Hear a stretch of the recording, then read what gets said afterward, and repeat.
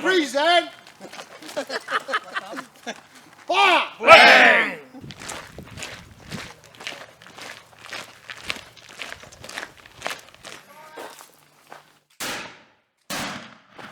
Welcome to Historical Cooking Adventures. Here's Pete. Today we're at Tocal at 1810 here in New South Wales, and we're here with the 73rd Regiment. So this weekend we'll show you what we've been doing.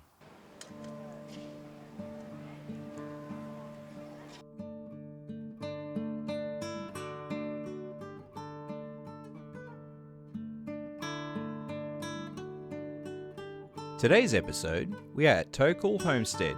This place is an Australian Heritage listed farm that is located in Paterson, New South Wales, a little over 2 hours north of Sydney. The property named Tocal was originally a local Aboriginal word meaning plenty.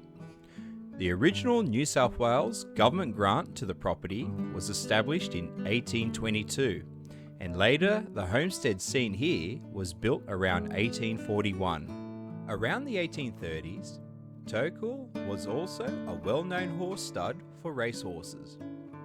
Seen here is the original workers' cottage with horse stables attached. Tocal was a known home and work site for a teenager named Frederick Ward. This individual later grew up to be Australia's most notorious bushranger, Captain Thunderbolt, the longest criminal highwayman in Australia's history.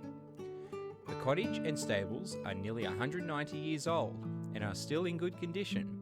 Open to the public, visitors may enjoy the grounds, following in Captain Thunderbolt's footsteps, enjoying the sights inside this historic property. Bookings are essential.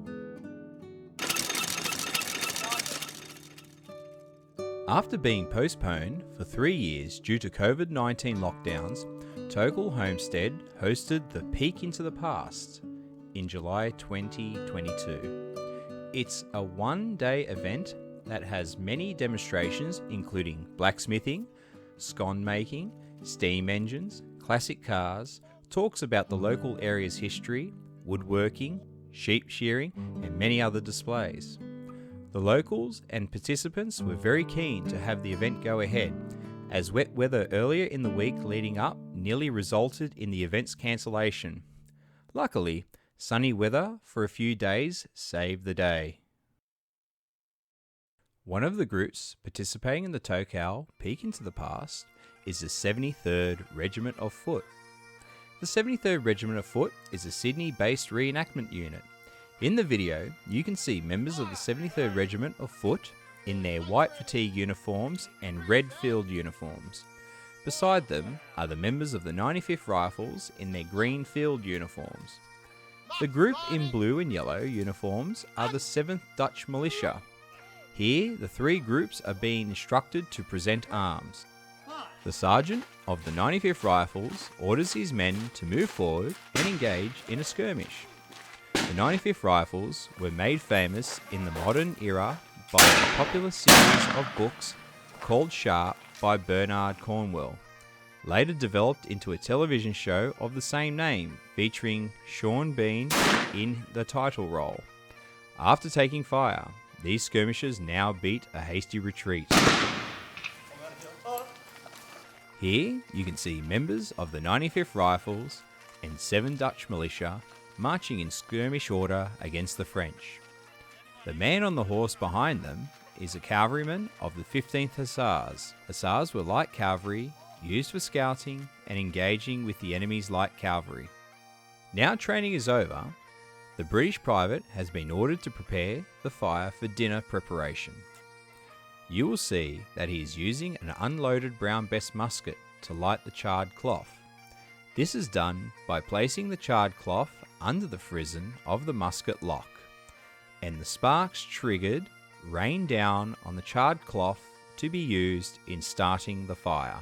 Senior historian and curator of the Anzac Memorial in Hyde Park, Brad Manera, has advised me that there are several primary sources referencing British troops in the Napoleonic Wars using this method of fire starting.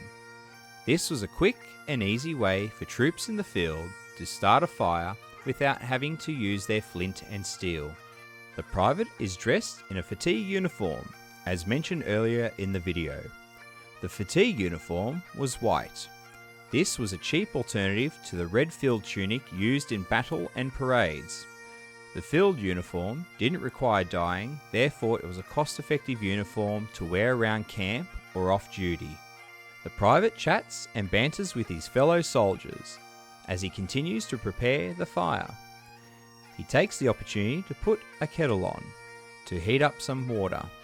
The reason he needs hot water is to clean his musket of burnt black powder and soot after a day of drill training.